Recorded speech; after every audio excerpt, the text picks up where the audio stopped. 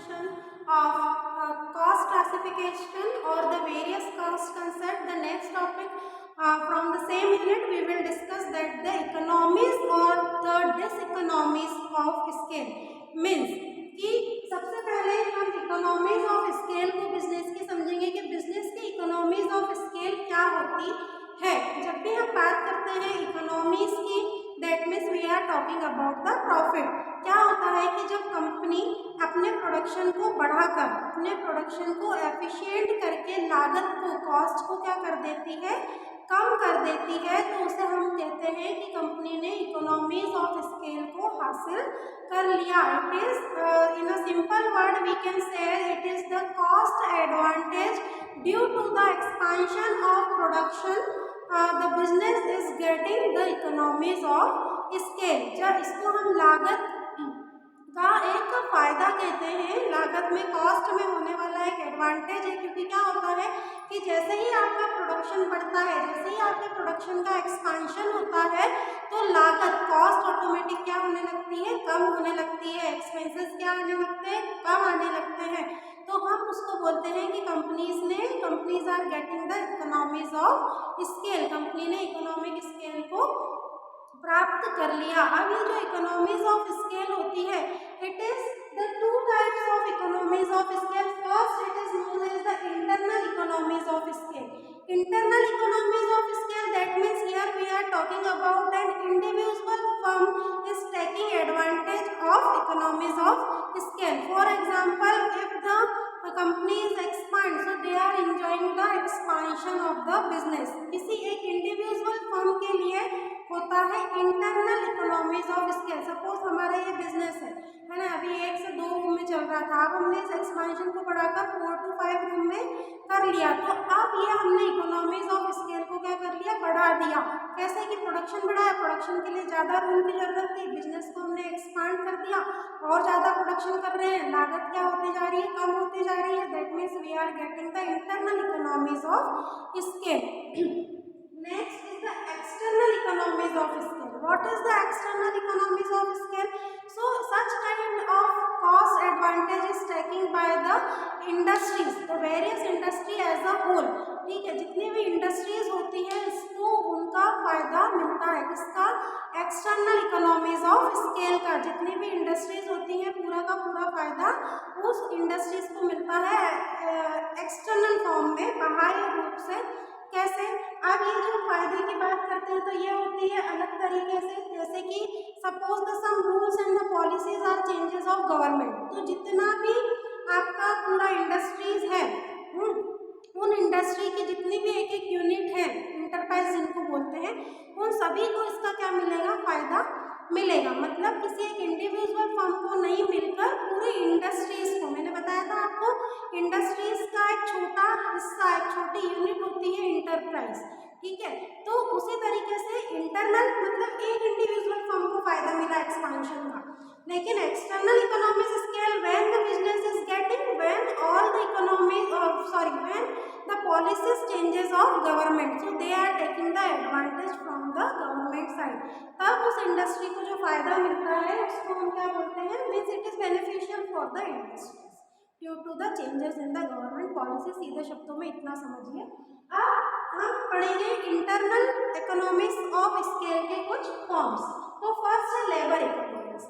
Labour economics sometime it is related to the labourers of our organisation. हमारे business की labour की हम बात करते हैं, because whenever divide the workload in between the labour in different labour, that means we are getting the labour economics. क्योंकि हमारे पास इतनी सफिशिएंट लेबर अवेलेबल है जिसको हम वर्क को डिवाइड करके तो उसका एडवांटेज किसका, इकोनॉमीज ऑफ बिजनेस का ले सकते हैं इंटरनली।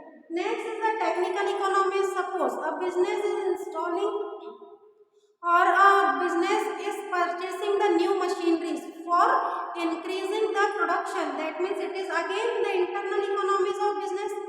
इंटरनली है ना, अंतर्गत रूप से हमने क्या किया है, बिजनेस के लिए मशीन को परचेस किया है, टेक्निकली उसके कुछ अच्छे फीचर्स हैं, उससे प्रोडक्शन ज़्यादा होगा, मतलब हम ज़्यादा फायदा, ज़्यादा प्रॉफिट कमा पाएंगे, तो उसको हम क्या बोल रहे हैं, technical economics. Next is the managerial economics. कैसे कि जब भी हम मैनेजमेंट की बात करते हैं, that means the many departments are working under the one single management. बहुत सारे डिपार्टमेंट जब यहाँ काम करते हैं, that means each and every employ of our organisation is in self discipline. They are having lots of opportunities for earning profit. So here we can say that we are getting the managerial economies of scale, मतलब हम managerial तौर पर भी economies of scale को क्या कर रहे हैं, प्राप्त कर पा रहे हैं, हासिल कर पा रहे हैं। हमारा मैनेजमेंट जो है वो बहुत बेहतर तरीके से चल रहा है, हमारे एम्प्लॉयज जो है सारे बेनिफिट्स को एडवांटेज उठा रहे हैं।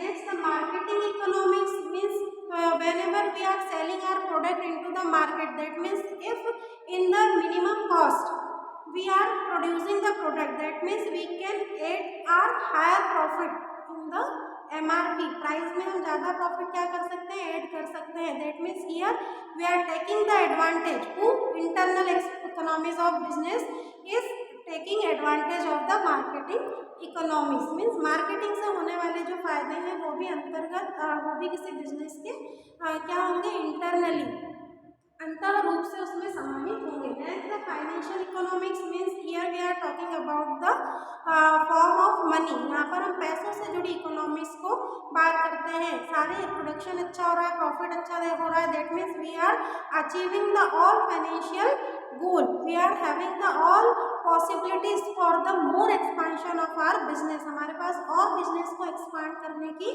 पॉसिबिलिटीज क्या हो जाती हैं, एड हो जाती है। That means with the help of economics of business we can taking the benefits from the financial economics. So these five are the forms of internal economics of business. Now I am explaining the external economics forms. External economics of scale के हम forms समझेंगे जो basically two types के होते हैं।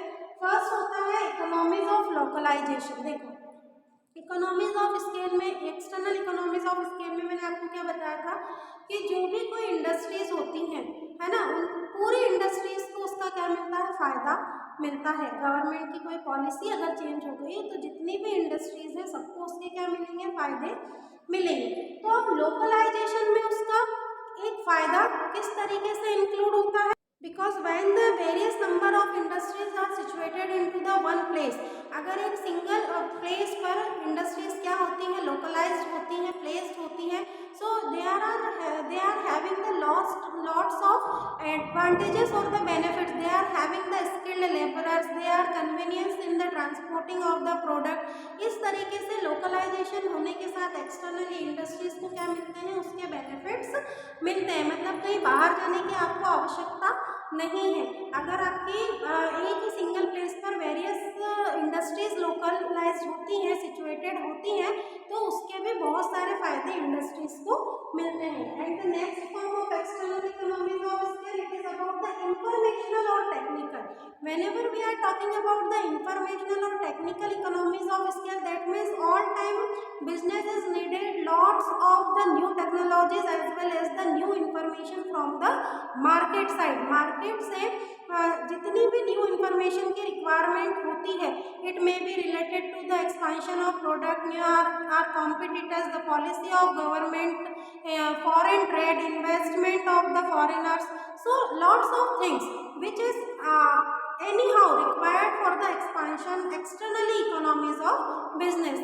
Business को expand करने के लिए समय समय पर न्यू इंफॉर्मेशन की रिक्वायरमेंट होती है। और टेक्निकल जो उसका पार्ट होता है, because suppose there is a machinery which is produce the 20 unit of the product in 1 hour, है ना। अगर ऐसी कोई मशीनरी आ गई कि भाई वो 1 घंटे में 20 यूनिट को प्रोडक्ट के बना देती है, और आपके पास जो पुरानी मशीनरी है उसमें 1 घंटे में सिर्फ आप 5 ही यूनिट प्रोडक्ट की प्रोड्यूस कर पा रहे हैं, तो definitely you will go for the new technical machinery. आप उस नई मशीनरी के लिए क्या होंगे, परचेज करने के लिए बाध्य होंगे। तो if such kind of technical external economies of business is a benefit from the externally, and this kind of technicals and the informational economies of business are the benefits for the external, or we can say the external economies of scale, external economies of business के होने वाले फायदों के ये दो form है। एक तो लोकलाइजेशन का बेनिफिट मिलता है और सेकंड इंफॉर्मेशन एंड टेक्नोलॉजी का। ये हमने सिर्फ पढ़ा है अभी इकोनॉमीज ऑफ स्केल के बारे में। अब हम समझेंगे डिस इकोनॉमीज ऑफ स्केल क्या होती है।